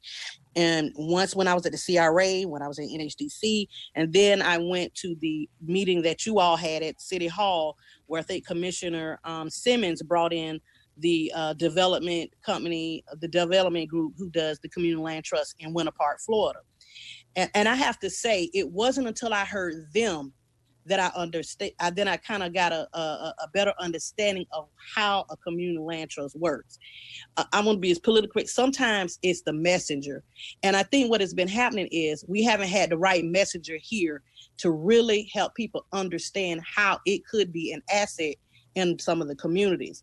About a year and a half ago, myself, I think then city manager, then assistant city manager, Fred Murray, Commissioner Simmons, Miss Jackie Richardson, Miss Pam Davis, and we actually took the tour. We went and took the tour. So I know they had another tour that I remember their Commissioner Helen Warren went on also. But we took a tour and we actually were able to spend most of the day so we could really get an understanding of how the community land trust works. And I think that has what's been remiss here in Gainesville. I think we need to have someone who has done it, who knows how to do it, who can tell you the pros and the cons. That's the type of people we need. So if the CRA wants to go forward, I think that's the type of person we need to bring in to talk with us, because I think it's hard to sell what community land trust is when the persons who are telling the story haven't really done it. They just know about it. But to have someone come in, show you what to do, answer the hard questions, because it's always, I went to one of the land trust meetings in Hot Springs, and they were for it, but by the end of the meeting, they wanted to run everybody out of town. So it's who is bringing the message and how they're bringing the message, so people can really understand how it truly works. What we've been getting, in my opinion, has just been this, well, it works, it sounds, it's good, this is what'll happen, but not really, really delving in and showing people how it truly can make a difference in our lives. So I just wanted to put that out there, because I think that has been the disconnect for a while here in our community as to why I don't think it has gotten the traction that I think it really should get. And that's it. Thank you. All right, thank you, Ms. Wright. And so, Ms. Vidal, Mr. Paulett, we'll sort of leave it to you to maybe find somebody that can come and speak about that to the board based on experience and sort of help folks understand that might be skeptical about it, or just not know exactly what the value of a land trust would be. Okay, so with that, I'll turn it over to Larry for any members of our public who wish to share their thoughts with us tonight. Mayor, it might be the Miami Heat's fault, but we don't have any callers at the moment. I'm sure it's me. It's always my fault. Well, that's disappointing, but we'll have another opportunity next Thursday when we continue this conversation. I learned a lot tonight. I very much appreciate the input from the members of the board. I'll repeat again, we are depending on you to really help us accomplish this mission. All the really hard work for this is going to be done in the next sort of 2 to 4 years. Once that happens, it's going to be about project implementation and completion. So really setting up the vision and the plan and getting it to a place where we can operationalize it is critical. And that's what this commission is dedicated to. And we know that you are too. So let's, let's strike while we can. And, I think if y'all find value in doing this, we'll try to schedule another one, maybe for late in the year, to sort of get an update of where we are at that point. I can work with staff and your chair to schedule that if that works for you. So I want to thank everyone for participating. Some great questions, some great comments. And again, tune in next Thursday for part 2 of this discussion with the Gainesville City Commission. And with that, Madam Clerk, this meeting is adjourned. Y'all be safe. Wear a mask. Thank you. Thank you. Bye-bye. Thank you.